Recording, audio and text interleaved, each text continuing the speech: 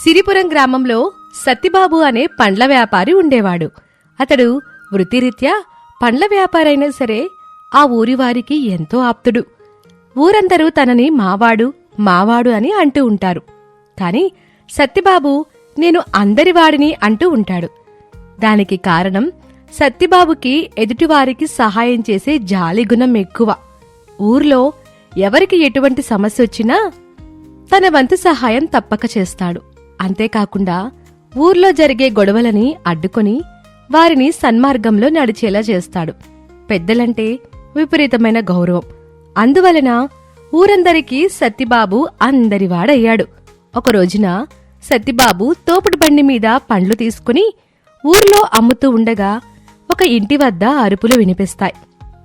సత్తిబాబు బండి తోసుకుని అటువైపుగా వచ్చి చూస్తాడు. అక్కడ ప్రసాద్ తన తల్లిని నిందిస్తూ ఉంటాడు. అమ్మా, ఇలా ఎంతకాలమని ఒక్కనే కష్టపడుతూ ఇంటిని నడిపేది?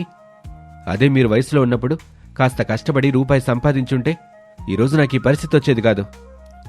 ప్రసాద్ వాళ్ళమ్మ ఏమీ మాట్లాడకుండా నిశ్శబ్దంగా నిలబడి ఉంటుంది. అక్కడికి సత్తిబాబు వస్తాడు. రే ప్రసాదు, ఏంట్రా ఇంటి ముందు గొడవ? అమ్మనెందుకలా అంటున్నావు? చూడన్నయ్య, ఊళ్ళో అందరూ వాళ్ళ తాతలు తండ్రుల ఆస్తులు అనుభవిస్తూ దర్జాగా బ్రతుకుతున్నారు. నేను మాత్రం నా ఒక్కడి రెక్కల కష్టం మీద జీవించాల్సొస్తుంది. అదే నాకు కూడా తాతలు తండ్రులు సంపాదించిన ఆస్తులేమైనా ఉండుంటే ఈరోజు నేను కూడా ఏదో ఒక వ్యాపారం చేస్తూ ఆనందంగా జీవించేవాణ్ణి. ఇలా ఎంతకాలమని ఒక్కడే నా రెక్కల కష్టం మీద జీవించాలి?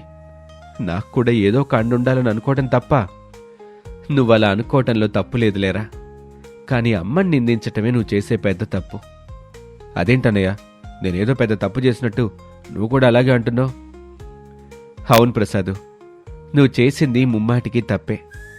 నీకేం కావాలో నీకు తెలిసినప్పుడు దాన్ని సంపాదించటం కూడా తెలిసుండాలి. అంతేకాని నీకు కావాల్సిన దాన్ని వేరొకరి ద్వారా సాధించాలనుకోవటం తప్పు. మన తల్లిదండ్రులు మనకేమిచ్చారు అని ప్రశ్నించటానికి ముందు నిన్ను ఈ భూమి మీదకి తీసుకొచ్చింది వారేనని గుర్తుంచుకో. నిన్ను కాని పెంచి ప్రయోజకుని చేసిన నీ తల్లిదండ్రులకు నువ్వేమిచ్చావని ఎలా అడుగుతావు? నువ్వు జీవిస్తున్న బ్రతుకుని నీకిచ్చింది నీ తల్లిదండ్రులు. నీకు జన్మనిచ్చింది నీ తల్లిదండ్రులు. నీకు జన్మనిచ్చినందుకు నువ్వు బ్రతుకున్నంతకాలం నీ తల్లిదండ్రులకి రుణపడి ఉండాలి. అంతేగాని ఆస్తులు అంతస్తుల కోసం వాటికంటే ఎంతో విలువైన తల్లిదండ్రుల్ని ఎప్పుడూ వదులుకోకూడదు. ఇందాకటి నుంచి నా రెక్కల కష్టం మీద సంపాదిస్తున్నాను అని అంటున్నావు. అసలు నీకు ఆ రెక్కల్నిచ్చిందెవరు? నీ తల్లిదండ్రులు కాదా? సత్తిబాబు మాటలకి ప్రసాద్ కళ్ళల్లో నీళ్లు తిరుగుతాయి. ఏం సమాధానం చెప్పాలో తెలియక మౌనంగా ఉండిపోతాడు. చూడు ప్రసాదు, మన తల్లిదండ్రులు మనకు దైవం కన్నా ఎక్కువ. వాళ్ళు మనతో ఉన్నప్పుడే వారిని ప్రేమగా చూసుకుందాం. ప్రసాద్ సత్తిబాబు చేతులు పట్టుకుని ఏడుస్తూ ఇలా అంటాడు. అన్నయ్య, నేనెంత పెద్ద తప్పు చేశానో నాకు తెలియచేశావు. మరోసారి తప్పు జరగదు. నన్ను క్షమించన్నయ్యా. నిన్ను క్షమించాల్సింది నేను కాదురా, అమ్మ. నువ్విని మాటలన్నా నిన్ను ఒక్క మాట కూడా అనకుండా అలా మౌనంగా ఉంది. అంతటి సహనం, ఓర్పు అమ్మకు మాత్రమే ఉంటుంది. ఇంకెప్పుడూ అమ్మని బాధ పెట్టకు. జాగ్రత్తగా చూసుకో. అమ్మ విలువ తెలుసుకో. అమ్మలేని లోటు ఎలా ఉంటుందో అమ్మలేని నాకు మాత్రమే తెలుసు. అమ్మున్న నువ్వు చాలా అదృష్టవంతుడివి. ఎంతటి ఆస్తిపాస్తులు సంపాదించినా అమ్మకి సమానం మాత్రం కాదు. అది గుర్తుంచుకొని అమ్మని జాగ్రత్తగా చూసుకో అని తల్లి కొడుకులని కలిపి చాలా సంతోషంగా వెనుతిరుగుతాడు. అక్కడ ఉన్న జనమందరూ సత్తిబాబుని మెచ్చుకుంటారు. ఈ విషయం ఒకరి నుంచి మరొకరికి పాకుతూ ఊరంతా తెలుస్తోంది. ఇక తల్లి కొడుకులను విడిపోకుండా కలిపినందుకు సత్తిబాబుని అందరూ అందరివాడు అని అంటారు. రోజులు గడుస్తూ ఉంటాయి. సత్తిబాబు ఇలా ఊర్లో ఎక్కడ ఎటువంటి సమస్య ఏర్పడినా తన సమస్యగా భావించి పరిష్కార మార్గాన్ని చూపిస్తూ ఉంటాడు. ఒక రోజున సత్తిబాబు వ్యాపార నిమిత్తం సిటీకి వస్తాడు. అక్కడ ఒక చోట జనాలంతా గుమికూడి చూస్తూ ఉంటారు. ఇక 3 సంవత్సరాల ఒక చిన్న పాప ఏడుస్తూ ఉంటుంది. సత్తిబాబు అక్కడికొచ్చి, ఏంటండి, ఏం జరిగింది? పాప ఎందుకు ఏడుస్తుంది? ఇంతకీ ఈ పాప ఎవరి పాప? అక్కడ ఉన్నవారిలో ఒక ఆమె సత్తిబాబుతో ఇలా అంటుంది.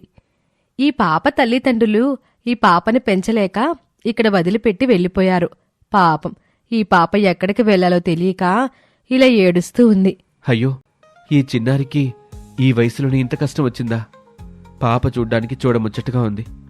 అసలు ఈ పాపని వదిలిపెట్టి వెళ్ళటానికి వాళ్ళకి మనసెలా వచ్చింది? పెంచడం చేతకానప్పుడు పిల్లల్ని కండం దేనికి? ఇలా వీధులు పాలు చేయడం దేనికి? ఇప్పుడు ఈ పాప పరిస్థితి ఏమిటో తెలియట్లేదు. ఏమండి, మిమ్మల్ని చూస్తుంటే చాలా మంచివారిలా ఉన్నారు. ఈ పాపను మీరే తీసుకెళ్లి పెంచుకోవచ్చు కదా. ఇక్కడున్న వారిలో మీరొక్కరే పాప గురించి ఆలోచిస్తున్నారు. నాకిప్పటికే 2 ఆడపిల్లలున్నారు. మళ్ళీ ఇంకొక పాపని పెంచే స్తోమత నాకు లేదు. నన్ను క్షమించండి. సత్తిబాబు అక్కడున్న వారందరినీ పాపని పెంచుకోమని సలహా ఇస్తాడు. కాని ఎవరూ పట్టించుకోకుండా ఆ పాపని అక్కడే వదిలేసి వెళ్ళిపోతారు. ఇలా అందర్నీ పాపని పెంచుకోమని అడిగే కంటే నువ్వే తీసుకెళ్లి పెంచుకోవచ్చు కదా. నాది ఈ ఊరు కాదండి, పని మీద ఇక్కడికి వచ్చాను. పైగా నా ఇంట్లో నేనొక్కనే ఉంటాను. ఆడదిక్కులేని ఇల్లు నాది. ఈ పాపని తీసుకెళ్లి తన బాగోగులు ఎలా చూడాలో నాకు తెలియదండి. తెలియడానికి ఏముంది? నువ్వు తినేదానిలో తనకి కాస్త పెడితే చాలు. మిమ్మల్ని చూస్తే మంచివారిలా కనిపిస్తున్నారు. ప్రస్తుతం ఆడవాళ్లపై జరిగే అఘాయిత్యాలను తలుచుకుంటే భయంగా ఉంటుంది. మీరైతే పాపని చాలా జాగ్రత్తగా చూసుకోగలరని నా నమ్మకం. ఒకసారి ఆలోచించండి. ఇక ఆవిడ మాటలకి సత్తిబాబు ఆలోచనలో పడతాడు. ఈమె చెప్తుంది నిజమే. ప్రస్తుతం ఆడవారి పరిస్థితి సమాజంలో సరిగా లేదు. ఈ పాపను ఎవరు తీసుకెళ్లి పెంచుకున్నా నా ధ్యాస మొత్తం తన మీదే ఉంటుంది. కాబట్టి ఈ పాపను నేనే పెంచుకుంటాను. నాకు మాత్రం ఎవరున్నారు? ఈ రోజు నుంచి నాకు తోడుగా నువ్వు, నీకండగా నేను. మనం కలిసి జీవిద్దాం అని అనుకుని ఆ పాపని సత్తిబాబు తనతో పాటు తన ఇంటికి తీసుకుని వస్తాడు. రోజులు గడుస్తూ ఉంటాయి.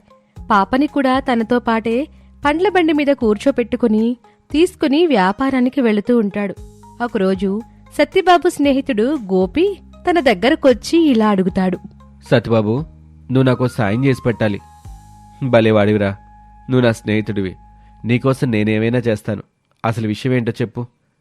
నీకు తెలుసు కదా, నాకు పెళ్ళయి 5 ఏళ్ళు అవుతుంది. కానీ పిల్లలు లేరు. ఎన్నో గుళ్ళు గోపురాలు తిరిగాను.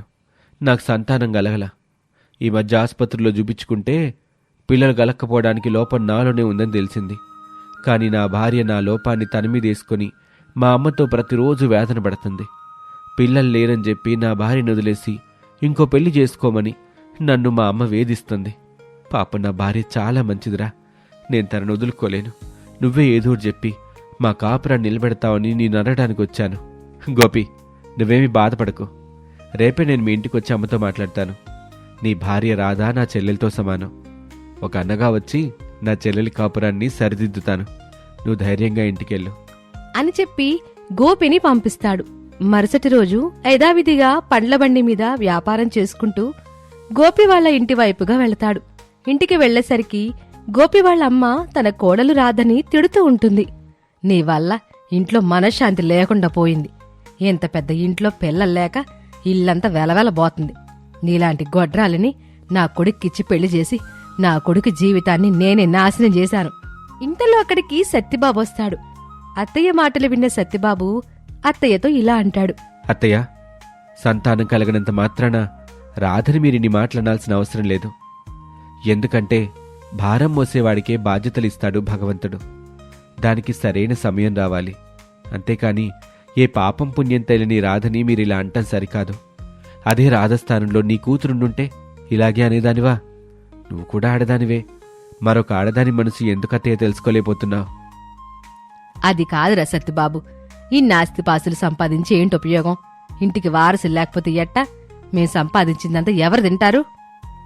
అత్తయ్య, మనం ఒంటరిగా పుడతాం, ఒంటరిగా పోతాం.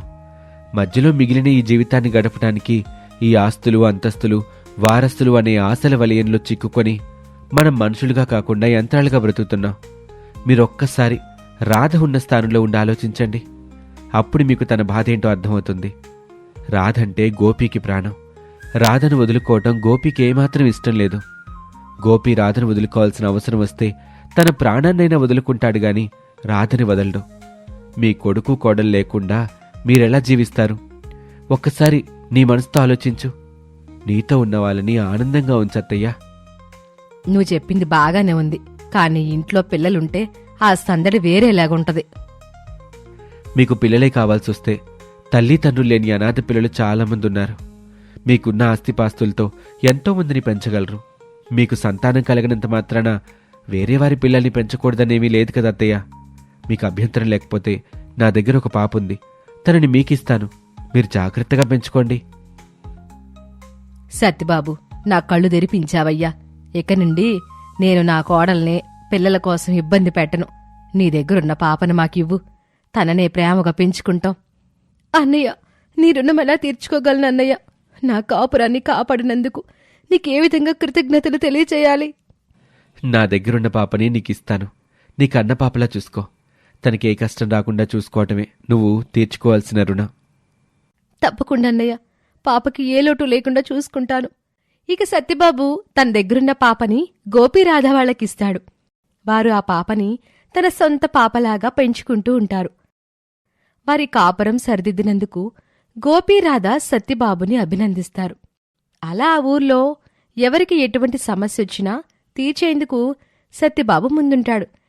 అలా అందరి సమస్యలు తీర్చే అందరివాడుగా నిలబడతాడు మన సత్యబాబు. ఇది ఇవాల్టి కథ. మరొక ఆసక్తికరమైన కథతో మళ్ళీ కలుద్దాం.